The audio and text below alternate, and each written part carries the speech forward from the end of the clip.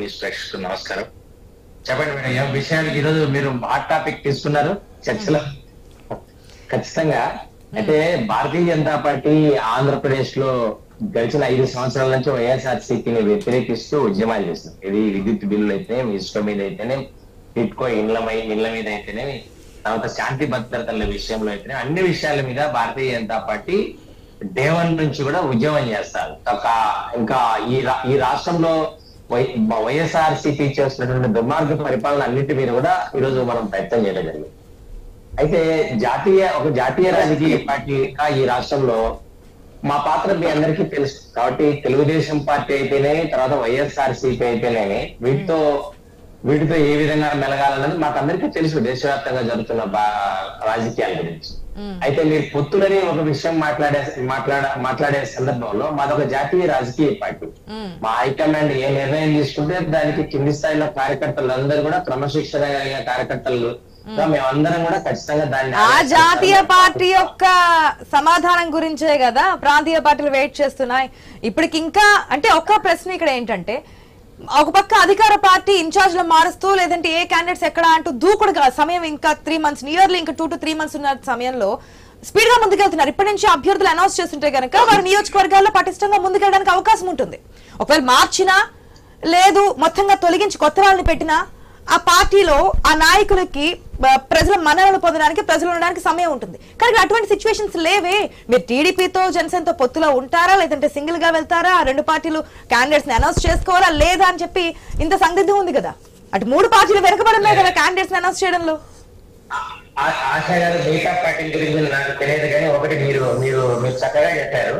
వైఎస్ఆర్సీపీకి ఎవరైతే అధికారంలోకి వచ్చిన 150 మంది ఎమ్మెల్యేలు ఉన్నారో జగన్మోహన్ రెడ్డి పరిపాలన పట్ల ప్రజలు వ్యతిరేకతతో ఉన్నారు కాబట్టి ఈరోజు ఎమ్మెల్యేలను మారుస్తున్నారు. మేమేమంటామంటే ప్రజలు ముఖ్యమంత్రి గారిని మారుస్తారు, వైఎస్ జగన్మోహన్ రెడ్డి ప్రభుత్వాన్ని మారుస్తారని మేము. అయితే మీరు ఇంకొక మాట అన్నారు, భారతీయ జనతా పార్టీకి అభ్యర్థులు ఎక్కడ? భారతీయ జనతా పార్టీకి ప్రతి అసెంబ్లీలోనూ ఈ రోజు మేము బయోడేటాలు తీసుకున్నట్లయితే ప్రతి 12 మంది ఉన్నారు పోటీ పడడానికి. కాబట్టి అభ్యర్థులకు పదవి లేదు. ఖచ్చితంగా ఏ స్థితిలో అయినా 175 నియోజకవర్గాల్లో కూడా సింగిల్ గా వెళ్ళడానికి బీజేపీ సిద్ధం అనుకోవచ్చా? సింగిల్ గా వెళ్ళడానికైనా, పొత్తులో వెళ్ళడానికైనా మాకు ఏ విధమైన అభ్యంతరం లేదు. మేము రాజకీయంగా అన్నిగా బూత్ కమిటీల నిర్మాణంలో గానీ, మండల కమిటీలు గానీ, ఎన్నికల మేనేజ్మెంట్ కమిటీ కూడా మా దగ్గర రెడీగా ఉంది. కాబట్టి రెడీగా ఉంది. కార్యాచరణ ఎప్పుడు, ఆచరణలోకి ఎప్పుడు అనేదే కదా. మీరు ఆచరణలోకి వెళ్ళి ప్రజలకు వెళ్ళినప్పుడే కదా. ఏపీలో జాతీయ పార్టీలకు ఎంతవరకు మద్దతు ఉంటుంది అనేది మనం చూసాం. గత ఎలక్షన్స్ లో కూడా వచ్చిన ఓటింగ్ పర్సెంటేజ్. ఖచ్చితంగా నరేంద్ర మోడీ గారి 10 సంవత్సరాల పాలన, అభివృద్ధి, ఆంధ్రప్రదేశ్ లో ప్రతి కార్యక్రమానికి భారతీయ జనతా పార్టీ నేతృత్వంలోని ప్రధానమంత్రి గారి ప్రభుత్వం అభివృద్ధి చేసింది తప్ప ఈ రాష్ట్ర ప్రభుత్వం ఏం చేసింది లేదు. దానికి ఫిక్కర్లు వేసుకోవడం. మేము 13 ఎడ్యుకేషన్ ఇన్స్టిట్యూట్లు తెచ్చాము, హైవేలు తీసుకొచ్చాము, ఎయిర్పోర్ట్లు కట్టాము, అదేవిధంగా ఎన్ని రకాల అభివృద్ధి కార్యక్రమాలు చేస్తాం. మీరు ఏ అంగన్వాడీ కార్యక్రమాలు తీసుకున్నప్పటికీ కూడా భారతీయ జనతా పార్టీకి సంబంధించిన నిధులే వస్తున్నాయి, కేంద్ర ప్రభుత్వ నిధులు. ఆ విషయం ప్రజలకు చెప్పే ప్రయత్నం చేస్తుందా బీజేపీ? ఏ నిధులు ఎంతవరకు కేంద్రం నుంచి వస్తున్నాయి రాష్ట్రానికి అనే విషయాన్ని ఖచ్చితంగా మీరు గమనించాలి. ఎందుకంటే మీడియా ఒక విధంగా మా పట్ల పక్షపాతం ఉందని మేము భావిస్తున్నాము. అయితే మీకు వికసిత భారత సంకల్ప యాత్రని ప్రతి గ్రామంలోనూ, ప్రతి పంచాయతీలోనూ 12 డిపార్ట్మెంట్ల అధికారులు వచ్చి ఈ రోజు కేంద్ర ప్రభుత్వం నుంచి మీకు ఇల్లు ఎన్ని వచ్చాయి, కరెంట్ కనెక్షన్లు ఎన్ని వచ్చాయి, మరుగుదొడ్లు ఎన్ని వచ్చాయి, పెన్షన్లు ఎన్ని వస్తున్నాయి, ప్రధానమంత్రి కిసాన్ సన్మాన్ నిధి ఎన్ని వస్తున్నాయి, అన్ని రకాలుగా కార్యక్రమాలు మేము వివరిస్తా ఉన్నాం. ఈ రోజు మీరు గమనించాలి, ప్రతి కేంద్ర ప్రభుత్వ లబ్ధిదారుని ఇంట్లో కూడా మోడీ ఫోటో ఉంది. ఇది ఆశ్చర్యమైన విషయమే కాదు. మరి ఈ లెక్కను చూసుకుంటే ఏపీలో ప్రతి ఇంట్లో ఉండాలిగా, మీరు చెప్పింది అదేగా.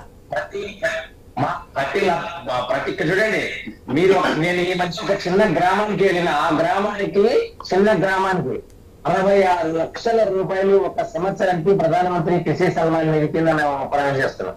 అది జగన్మోహన్ రెడ్డి ఇచ్చే ఒకటే కాదు, మేము ప్రతి సందర్భంలో. అంటే మీరు కేవలం ఏపీకి మాత్రం ఇచ్చేది కాదు కదా, దేశంలో ఏపీ కూడా ఒక స్టేట్ కాబట్టి అన్ని రాష్ట్రాలతో పాటు కేంద్రంలో అధికారంలో ఉంది బీజేపీ కాబట్టి చేస్తున్నారు.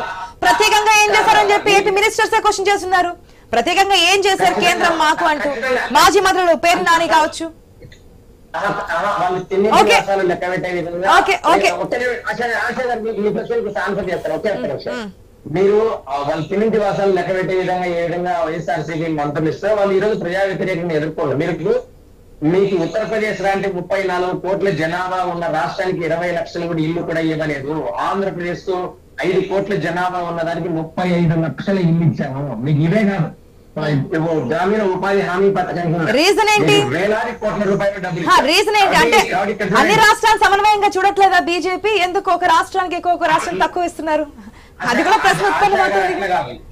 అట్లా ఆశా గారు, అది గారు మా మీద ఒక నేరేటివ్ సృష్టించి ఈ ప్రాంతంలోని మీడియా అయితే రాజకీయ పార్టీలు కానీ కేంద్ర ప్రభుత్వం ఏమీ చేయలేదని చెప్తున్నారు. మీడియాకి ఏముంటుందండి? ఇప్పుడు మీ బీజేపీ చీఫ్ పురంధరేశ్వరి మారున్నారు.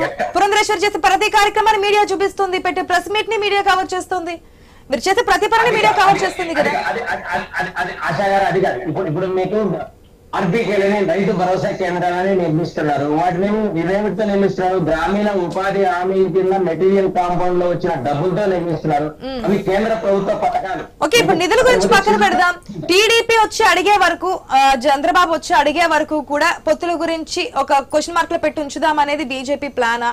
వస్తే ఒప్పుకుందాం అనుకుంటున్నారా? ఒకవేళ టీడీపీ రాకపోతే మరి జనసేన ఇప్పటికే కార్యాచరణ, ఉమ్మడి మేనిఫెస్టోలు ఇవన్నీ కూడా సిద్ధమైపోతున్న టైంలో మరి బీజేపీ 5వ తారీఖు నుంచి వాళ్ళ ఇద్దరు ఉమ్మడి యాత్ర ప్రారంభించబోతున్నారు. బహిరంగ సభలు కూడా ఉండబోతున్నాయి.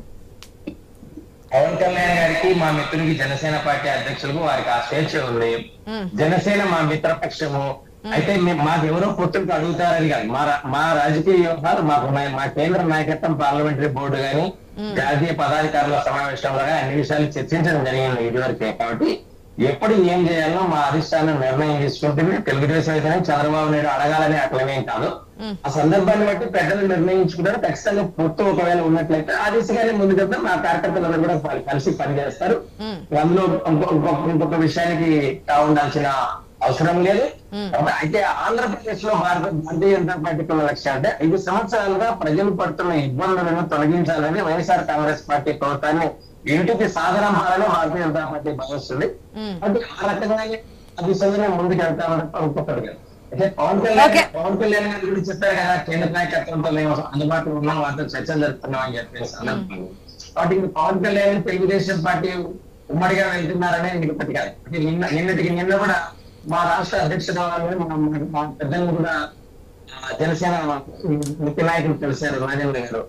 ఇటువంటి విషయాల్లో జనసేన కానీ నార్మల్ మీటింగ్ అని చెప్పారు కదా, దీంట్లో పొలిటికల్ ఏమీ లేదు అని.